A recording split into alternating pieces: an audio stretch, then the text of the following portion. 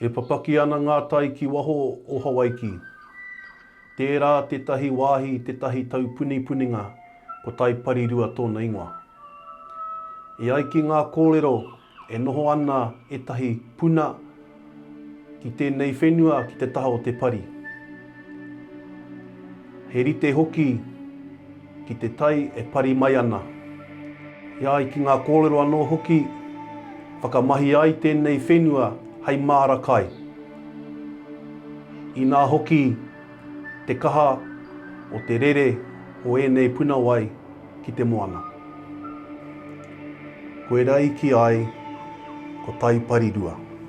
Taiparirua for Ngāti Ranginui has definitely enabled us to focus on our iwi strategies in the space of hinengaro for our whānau. Unlocking specialist cares out into the communities that our whānau live in and that we work within to equip our whānau with their mana motuhake. Taiparirua is a place of nourishment. It was once an area where puna, a freshwater spring, would meet the tides of our moana, a place of fertile whenua that fed and nourished tangata whenua of Tauranga Moana. And we today can see that same space be a place of healing and a place to nurture our whānau. We look forward as an iwi to the growth and development of our service, Taiparirua, and we're excited to further grow and develop it into an area of a place where we can broaden the suite of interventions for our whānau, but with a traditional healing focus from our kaupapa Māori framework. Kia ora, my name is Alize Wairua Nopera Noble.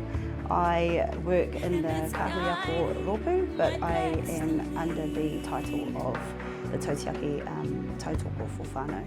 Kia ora koutou, ko Kayla Tokuingoa. I'm a qualified nurse, personal trainer and DAPAN's registered coexisting problems practitioner.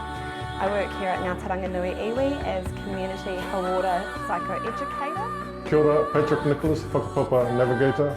Some of our family have drifted away and my job is to bring them back and connecting with their whānau, marae, hapu. Ko Frank Takuingoa. My position here is I am one of 3 in the family harm team. Oh, Gisele Martins Tokuingoa.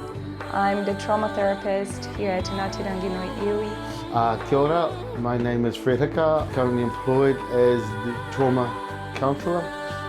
Work with people from the ages of 18 to 80.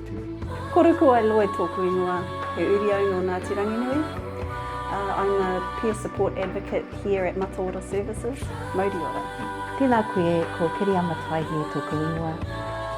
My role here at Mataora Services is the tamariki trauma therapist. I help children to become well. Kia ora, I'm Katie. I work under the Mental Health and Addiction Services as a CEP counsellor for Ngāti Ranginui Iwi. Kia ora i te whānau, ko Roy Nathan Tokuingoa. I am the Mataora Manager at Te Runanga o Ngāti Ranginui Iwi's Mental Health, Addiction and Family Harm Services. Through our strategic partnerships, NRI has managed to develop and create innovative mental health and addiction services to support our whānau and community of Tauranga Moana. Taiparirua is a manifestation of the organisation's long-term plan of providing wairua and hinui-ngaro enhancing services, supporting whānau on a pathway to cognitive healing and wellness. Some of the services that we facilitate at Taiparirua are child and adolescent trauma counselling, adult trauma counselling, trauma therapy, coexisting problems counselling, mental health and addiction, peer support advocacy, our adult non-violence programs, our adults and children's safety programs, our whakapapa navigator, also our tautiaki navigator supporting kura at Automatised Kahui Ako. We also promote community wellbeing education programs to kura, whānau and businesses around maintaining well-being within our community. Ina aro atu ana, te oranga ki ngā mea pai. Ka rere te wairua, ka taia ngā mea kato. When our lives and heart are attuned to good things, Life is clear, the spirit flows freely, everything is possible.